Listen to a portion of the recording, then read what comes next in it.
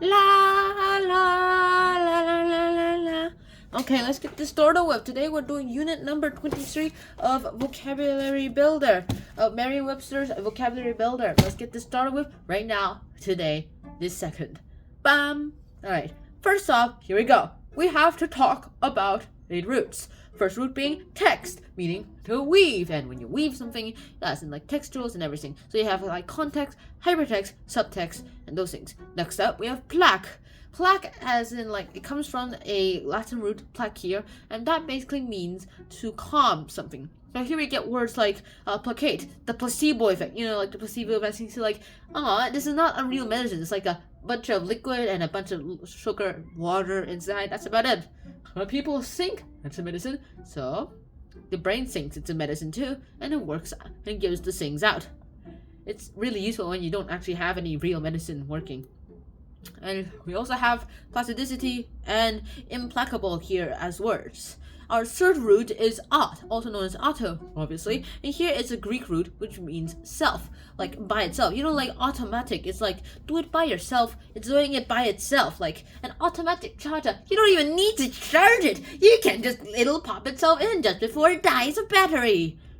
Yeah, I can be lazy, but don't you dare be lazy or it will refuse to charge itself. How dare you! How dare you! Kick the robot. Ow. Ow, ow, go back to your maker if you're refusing to charge. But that's my programming. Then go back to your maker and ask them for a little refund. I've been damaged, miss, but they will not accept refunds. How dare you? Go back to your maker and I'll figure out the refund myself. Alright, so that's about it. Our fourth, okay, so here gets words like automaton. Apparently that's a word. And we also have autoimmune, autonomy, and also autism.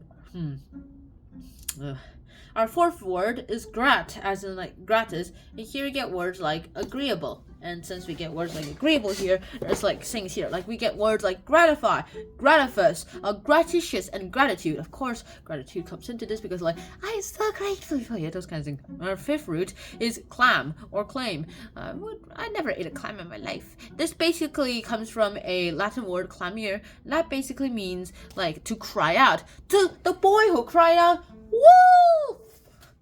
Alright, here you get words like acclamar, acclamation, declaim, and proclaim. Our sixth root is crack or crat, and this basically means power. It's Greek word. It's from the Greek word that makes power. So you get words like aristocrat, autocrat, bureaucrat, and plutocracy. Our seventh root is punk, as in punctum, and here we get Latin root. It's punctum is a Latin root, and this basically means point, as in like the point of something. So we get words like punctuous, punctual, punctilious, compuncture, and acupuncture. Like, you know, that Chinese way you're like laying down and then you put some needles in there and you don't care about it at all, and you take them out and you're like, thank you so. Those kind of things. Alright, our eighth root is pot, as in potent, and this basically means able. It's a Latin root and it means able. Here you get words like the potential, you're impotent, you're plenipotentiary, and potentate. Potentate. Those kind of things. And here you get more words. Alright, so next we have to talk about Greek and Latin borrowing. Here we get words like ambrosia, dogma, gratis, eureka, passe, and we also have words like opus, impetus, and of course thesis. I've already explained some of these words to you in previous episodes, so hopefully I don't really need to explain them to you again, but just in case, I will explain them to you again. You better listen, you were not listening the last time. I know it because I tested him. First off, we have ambrosia. Ambrosia basically means the food of the gods. It's the Roman gods, Greek gods, Roman gods. Also something extremely pleasant taste or smell. Usually the food of the gods is basically nectar, so it's also known as nectar. Alright, next up we have dogma. Dogma is like something treated as established and accepted opinion. And this is like a principle or a set principles taught by a religious organization, which is a dogma. Then we have gratis. Gratis basically means free, for free, without charge, for free. You can have it for gratis. What does that mean? You can have it for free.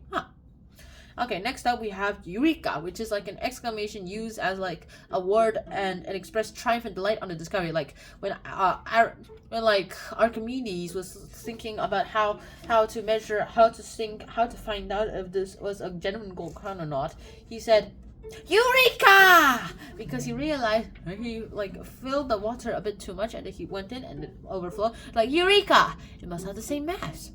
And if it must have the same amount of mass in it, and that's equivalent to how much water gets spilled. Let's do it. And he does it and realized the crown was not completely gold. With that, the guy who made the crown was jailed, executed, and well, put on display as traitor. That's for a little crown. Yeesh. Not even you are that harsh. Alright, next we have per se, which basically means by or of it itself, like by itself, or like as such, like doing it by itself. A do-it-yourself kit, well, yeah. And next we have opus. Opus, you might actually remember, this basically means like a little creative work or something. Also, it's also used as like little pieces of titles of descriptions for people's composers, those things. Okay, our seventh Greek and Latin borrowing is impetus. Impetus basically means a driving force or an impulse, which is something that makes a person try to work hard on forever and ever and ever for a while and while. Like, it's an incentive, it's a momentum. It's a thing that momentum moves you forward, those kinds of things. Our eighth root, Greek and Latin borrowing, is finally thesis. Thesis is something really good. It's like we're saying, it's an opinion or a proposition that a person presents and tries to prove by arguments. Basically a debate, but in written form. Also, it's something that most college and university students are forced to write. 90-page theses. Alright, so that's about it. I hope you guys enjoyed this episode. I hope you guys will watch other episodes. And until then, sign out. Peace. Bye-bye. Wear a helmet. You better listen. I'm gonna test you in 5, 4, 3, 2, 1. Alright.